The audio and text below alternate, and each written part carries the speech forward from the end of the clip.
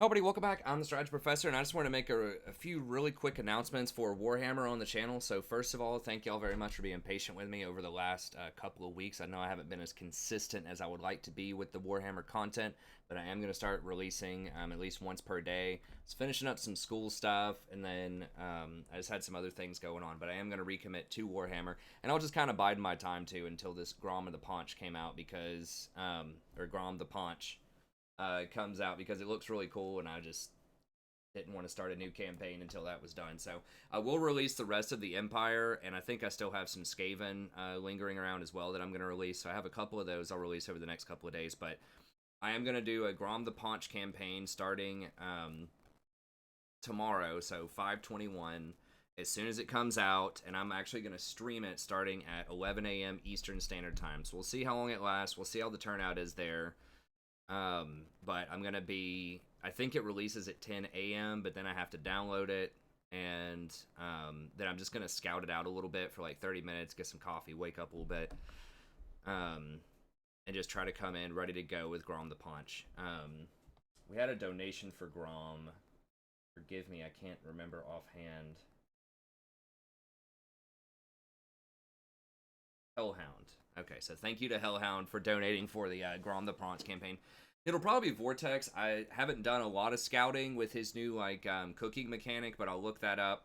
Try to learn a bit about that, and then we'll go ahead and do that. So I'm just going to be streaming it, and I'm also going to break it up into the standard kind of hour-long segments. So I'm going to be recording it as separate videos, but also streaming it for people that want to come out live and check that out. The reason why I haven't streamed in the past, for those of you wondering, Warhammer, are a couple of reasons. Number one, I'm not sure how that would affect the algorithm in terms of my league stream.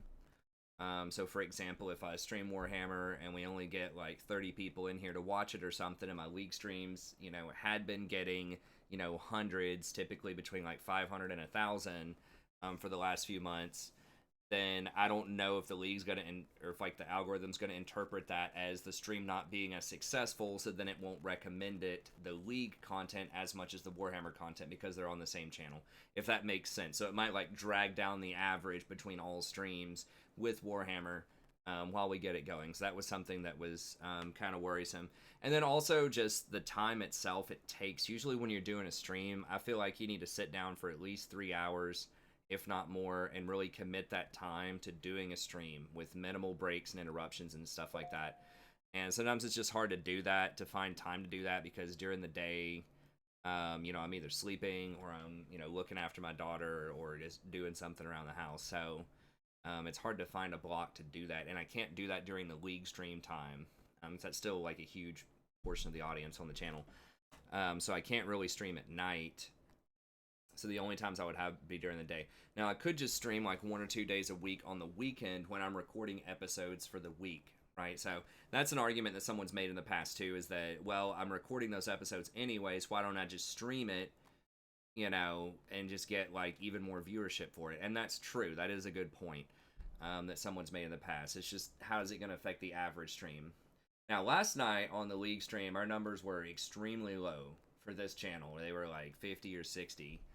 Concurrent, when the previous night it had maxed out at like 900. So we'll see what's up with that. If it's just going to give me lower numbers anyways, whatever. Maybe we can just stream some Warhammer. So anyways, we'll see how it goes. So come by, check it out. Even if you just want to drop by and say hey real quick, just to kind of get those numbers up, because if the numbers are up, I can do it for sure. Just we got to see where those numbers are, and it's going to take a little while to build an audience for that. People aren't going to know that I'm streaming at those times. So anyways, stop by the stream. Let me know what you think. Come by, check out some Grom the Paunch. If you can't make the stream, then definitely come by and check out the campaign. I'll see if I can release at least a couple of episodes, 2 or 3 episodes, maybe to play catch up with the other content creators over time. Which brings me to my next point. I don't currently have early access. So for people that have been asking over the last week or so, I do not have early access to the DLC. I never really asked CA. I think I sent like one email about it, and they were kind of giving me the runaround, and I was like, and I just didn't really follow up that much. But I will definitely ask to see if I can get early access in the future. I'm pretty sure I would probably qualify. But that's just why I haven't been doing any early access Grom and the Paunch, that type of stuff, is because I just don't have access to it. So we're going to be doing it on release day. But yeah, so I'll ask in the future, but didn't have it for this time. If you'd like to sponsor a campaign yourself, you want to choose the next one that we do after Grom the Paunch. I can do 2 at the same time. Also, people want, but if you want me to do one of the High Elves, or I had been thinking about doing a Skarsnik campaign as well. But Hellhound wanted to see the Grom the Paunch, which does look really cool on Vortex. Or if there's just some other faction that I haven't done in a while that you want to check out, just email me at thestrategyprofessor@gmail.com. Let me know what you have in mind. It's just $30 for 15 episodes. Just $2 an episode if you want to sponsor that.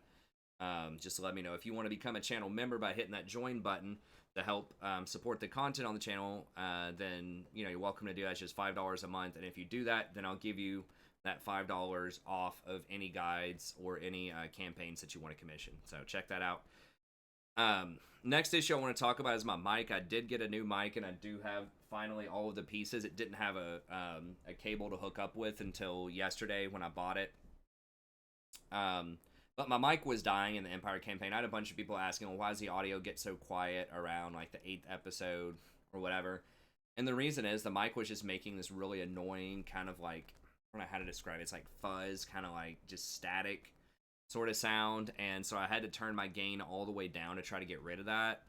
But it turns out no one, and I pre-recorded those episodes too, by the way. I pre-recorded like 15 episodes in Empire. I did it over a couple of days. And so that, ironically, people didn't really complain that much in the first few episodes when I think the static was kind of at the worst. And then when I turned it down, quite a bit, then everyone was complaining that it was too quiet. So either way, I've got a new mic. It's going to put an end to the static, and I'll have everything all turned up, and hopefully it'll sound a little bit better than before. So be sure to check that out. So once again, sorry about the Empire audio. If you're frustrated about that, that's the only campaign that happens in, and it was just because my mic was dying and I had to get a new mic. Now I do have a new mic, so that should be dealt with.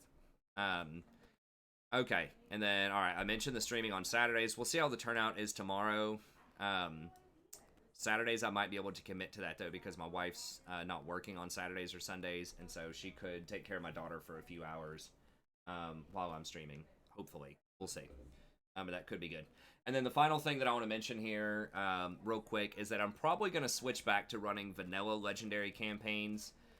I think that SFO, I really do like it, and I have, been running SFO for years. I know I'm one of the only people that does it, but I think that they have made the campaign significantly easier than it has been in the past, and it might be to the point where SFO Legendary is actually easier than vanilla Legendary.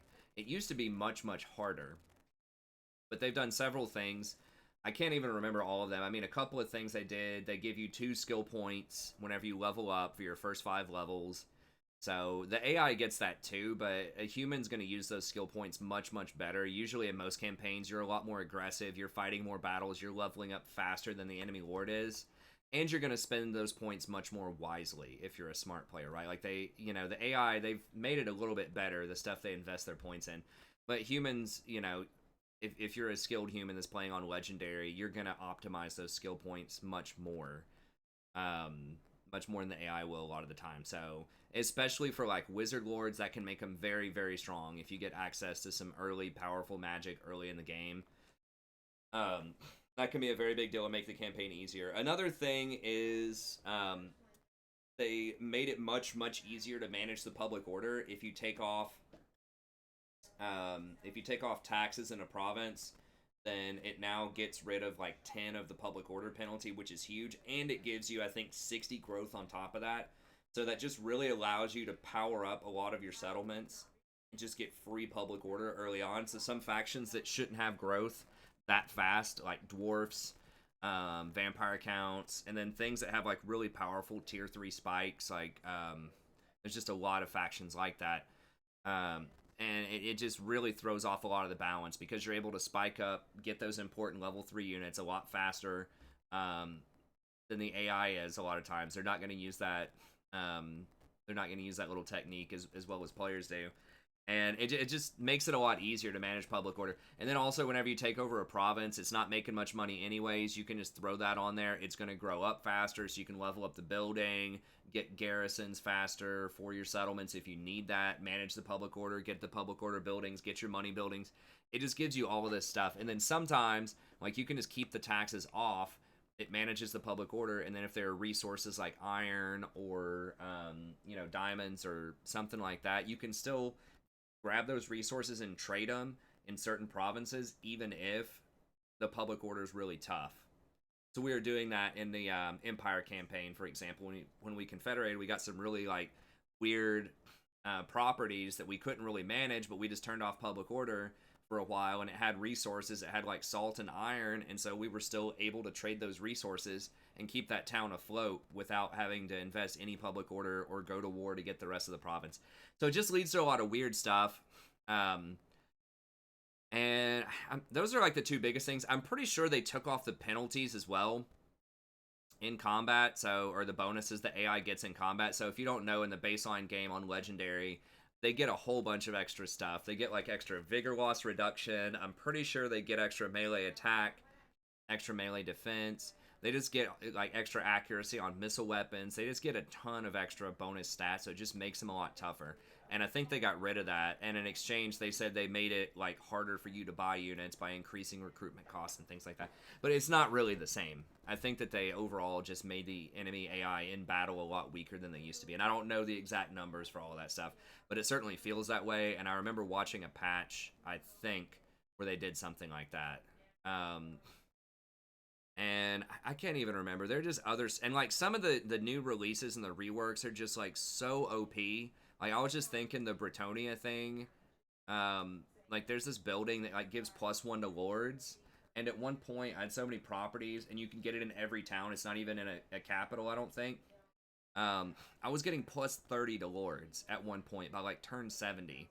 So you could just, like, literally hire lords, and then you could give them that trait where they got chivalry for free. It was like a level 20 lord skill or something that you could get, where it just gives them chivalry. So you could just literally hire a lord, invest in a bunch of chivalry stuff for like 1,000 gold, dismiss the lord immediately, and just keep doing that over and over again, and then you just reach the chivalry max, like, pretty much instantly.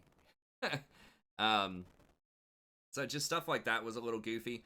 And with Empire, I was kind of a little disappointed. The Empire campaign is cool, but it's just like, you never have a war that you can't manage, because, and I don't know if this was in the base vanilla, or if I feel like they increased the, the prestige in the SFO or something like that, because I feel like I always had so much prestige. There was no threat of any empire ever being able to go to war with me, because I could just prevent it with prestige. As long as you're just winning fights, you can just prevent it with prestige. And so it just feels like there's no threat.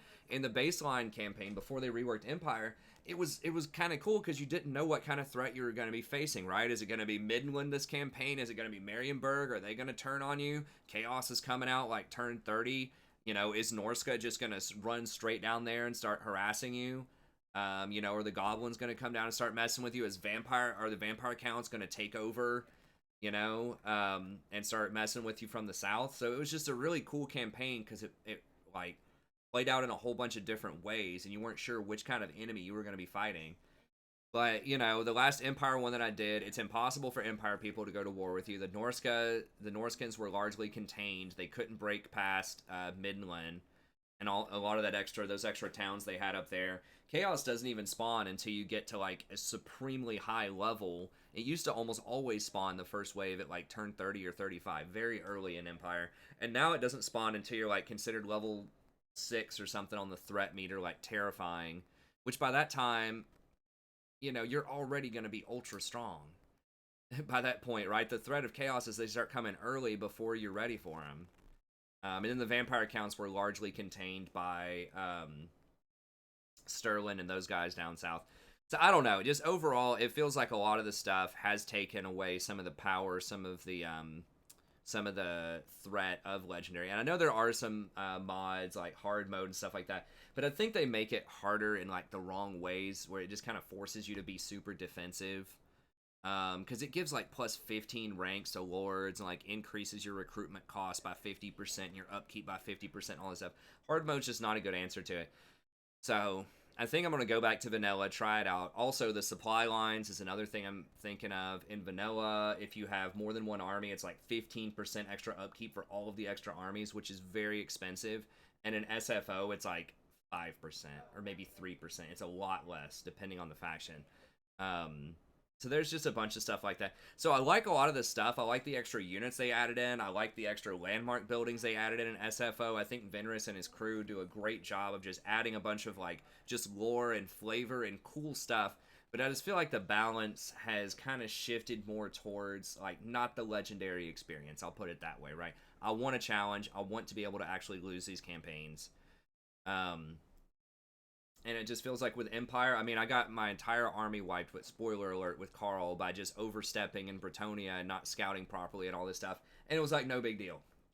You know, I just got wiped on turn, I don't remember what it was, like turn 20 or something like that, maybe even lower than that.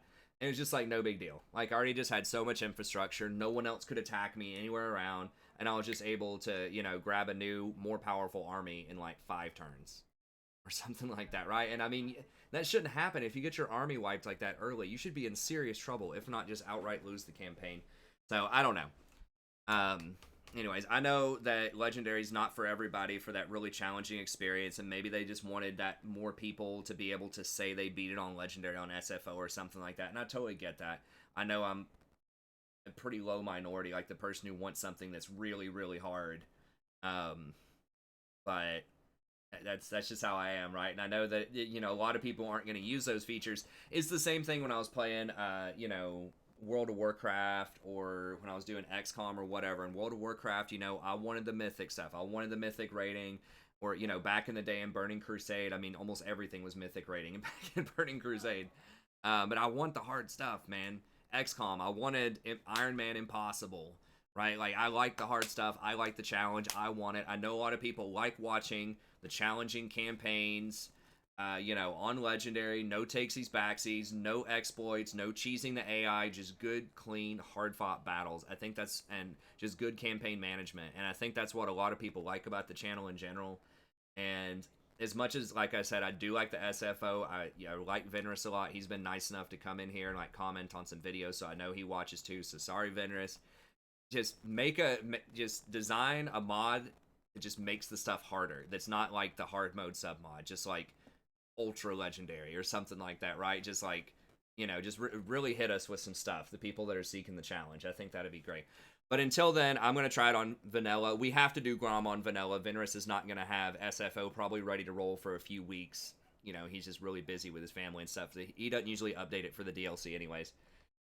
But we'll see. So let me know what you think about that. If you like the fact that I'm going back from vanilla, you can watch the Grom one. You know, let me know what you think. I have had some people recently that have been telling me, hey, go back and try vanilla again. I think that SFO's too easy and stuff like that. And, you know, I got to thinking, I was like, you know, maybe they're right. So we will revisit SFO. I think they're planning on doing some reworks of new stuff coming up soon. And we'll I think they just did the Wood Elves a little bit ago, so we might revisit that and check it out. The Beastman was actually pretty fun. The reworked Beastman was pretty cool. That was very well done. But anyways, that's gonna be it for this video. So thank you very much. Be sure to come tune in. Like I said, I'm going to stream this. I'm going to aim for around 11 a.m. Eastern Standard Time. Now, this is assuming that Steam is going to let me download it on time, and I'm going to be ready to go by 11 a.m., but I should be ready at 11 a.m., so come by, check it out. If you want to sponsor another campaign for 30, just let me know. I'm still going to release the last few episodes of Empire, and I think I have a few Skaven ones left that I'm going to release as well, and I will have my shiny new mic ready to go, hopefully bringing you some higher audio quality so I can crank that sound up, so y'all don't have to, you know, put in your hearing aids to listen to the campaign. So once again, sorry about that, but it should all be fixed now. But anyways, that's going to be it. Have a good day, and we'll see everybody next time.